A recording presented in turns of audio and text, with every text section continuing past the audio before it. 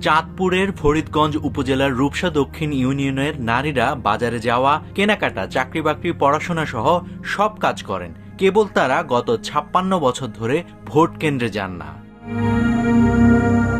ত্রয়োদশ সংসদ নির্বাচন ঘিরে নতুন করে আলোচনায় এসেছে এলাকাটি। প্রতিবারের মতো এবারও তাদের ভোট কেন্দ্রে আনতে প্রশাসন জোর প্রচেষ্টা চালাচ্ছে। দেশ জুড়ে ভোট কেন্দ্র মানে নারী পুরুষের লম্বা সারি, সেখানে এই ইউনিয়নের ভোট কেন্দ্র মানে পুরুষদের উপস্থিতি কেবল।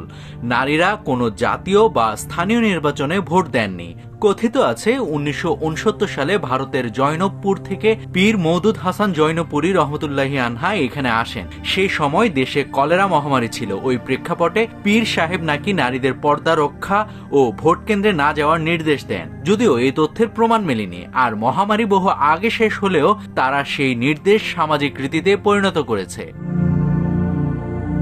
নারী ভোটারদের সঙ্গে কথা বলে জানা গেছে, ভোট না দেওয়ার বিষয়টি তাদের নিজস্ব সিদ্ধান্ত ছিল না। পারিবারিক চাপ, পীরের কথা, অবমাননা বা ক্ষতির আশঙ্কায় তারা ভোট কেন্দ্রে যেতেন না। অনেক নারী জানান ভোটের দিন তারা ঘরে থাকেন। নাম প্রকাশে অনিচ্ছুক এক নারী বলেন, পুরুষরা খুব একটা জোর দেন না, আবার কেউ অনুরোধ করলেও অনেকে নিজের ইচ্ছায় ভোট দেন না, কারণ ওই পীরের আদেশ অমান্য করলে যদি কোনো অনিষ্ট হয়।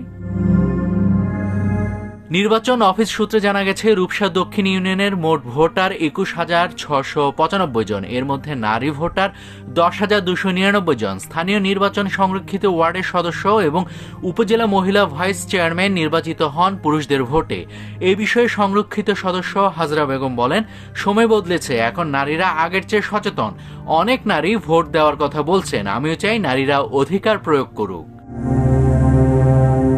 নাভিদ হাসান, সোনালী নিউজ।